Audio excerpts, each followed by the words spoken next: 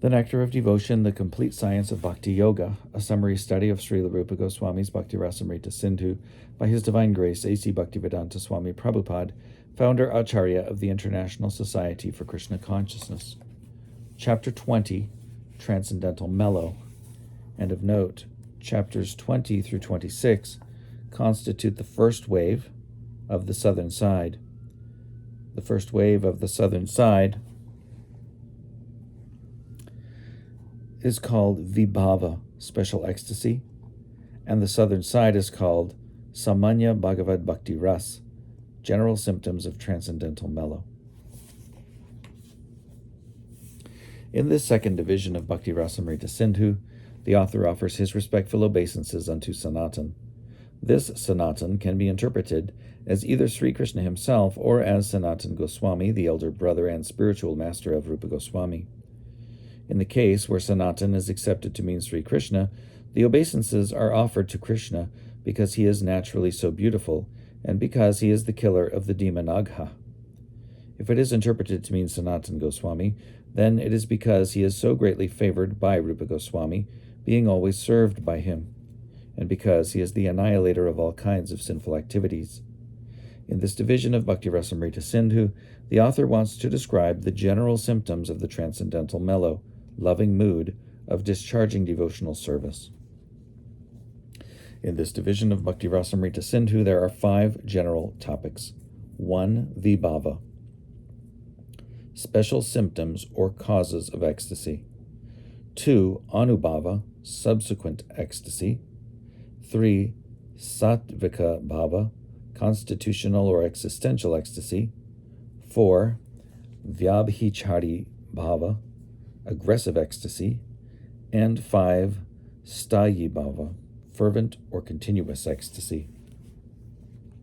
The word rasa, used in the Bhakti Rasamrita Sindhu, is understood by different persons differently, because the exact English equivalent is very difficult to find. But as we have seen our spiritual master translate this word rasa into mellow, we shall follow in his footsteps and also translate the word in that way. The particular loving mood or attitude relished in the exchange of love with the Supreme Personality of Godhead is called rasa or mellow. The different types of rasa, when combined together, help one to taste the mellow of devotional service in the highest degree of transcendental ecstasy. Such a position, although entirely transcendental to our experience, will be explained in this section as far as possible, following in the footsteps of Srila Rupa Goswami. Without relishing some sort of mellow or loving mood in one's activities, no one can continue to perform such activities. Similarly, in the transcendental life of Krishna consciousness and devotional service, there must be some mellow or specific taste from the service. Generally, this mellow is experienced by chanting, hearing, worshiping in the temple, and being engaged in the service of the Lord. So when a person feels transcendental bliss, that is called relishing the mellow. To be more clear, we may understand that the various feelings of happiness derived from discharging devotional service may be termed the mellows of devotional service. This relishing of transcendental mellow in discharging devotional service cannot be experienced by all classes of men, because this sweet, loving mood is developed only from one's previous life's activities or by the association of unalloyed devotees. As explained above, association with pure devotees is the beginning of faith in devotional service. Only by developing such faith in the association of a pure devotee, or by having in one's previous life executed devotional activities, can one actually relish the mellow of devotional service.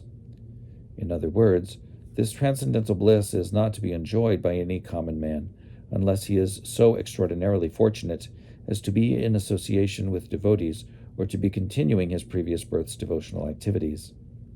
The gradual process of development to the stage of devotional service is explained in Srimad Bhagavatam 1st Canto. Quote, "The beginning is to hear about Lord Krishna in the association of devotees who have themselves cleansed their hearts by association. Hearing about the transcendental activities of the Lord will result in one's feeling transcendental bliss always." Unquote. It is also explained in Bhagavad Gita that for one who has actually come to the spiritual platform, the first symptom visible will be that he is always joyful.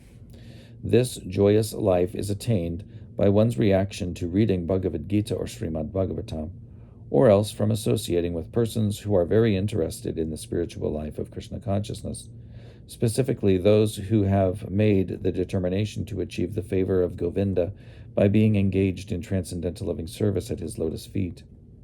Being encouraged by such a feeling, one who is constantly engaged in discharging the regulative principles of devotional service in such a way as to please the Supreme Personality of Godhead develops two principles of compelling force, which come under the heading of vibhava. Thus, one enjoys transcendental bliss. There are several origins or causes for this compulsive love of Krishna, such as Krishna himself, the devotees of Krishna, the Krishnas playing on the flute, and Krishna's playing on the flute. The effect is sometimes loving and sometimes stunted.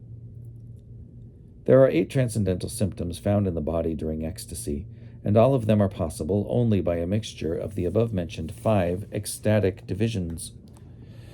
Without some mixture of these 5 ecstatic principles, one cannot relish transcendental bliss. The cause or basis for relishing transcendental mellow is exactly what we mean by vibhava. This vibhava is divided into 2, namely basic and impelling or impetus-giving. In the Agni Purana, the description of vibhava is given as follows, quote, "The basis from which ecstatic love is born is called vibhava, which is divided into 2, basic and impelling," unquote. In other words, there are 2 kinds of ecstatic love. The object of basic ecstatic love is Krishna and his devotee. Lord Krishna is the object of basic ecstatic love, and his pure devotee, a reservoir of such love, is the object of impelling ecstatic love. Impelling ecstatic love, then, is that love which develops when one sees an object which reminds him of Krishna. Lord Krishna, who is the possessor of inconceivable potencies and qualities of transcendental knowledge and bliss, is the basic cause of ecstatic love. Lord Krishna also becomes the reservoir, impetus, of ecstatic love by his different incarnations and expansions. In Srimad Bhagavatam, there is a statement in connection with the Brahma Vimohana Leela, which demonstrates something of this impelling or impetus-giving feature of ecstatic love. When Brahma was deluded by Krishna, who expanded himself into so many cowherd boys, calves, and cows, Krishna's elder brother, Sri Baladev, a direct expansion of Krishna himself, felt astonishment and said, quote, "How wonderful it is that my ecstatic love for Krishna is again being attracted to so many cowherd boys, calves, and cows," unquote. He was struck with wonder by thinking in this way. This is one of the examples in which Krishna himself becomes the object and reservoir of ecstatic love in the impelling aspect.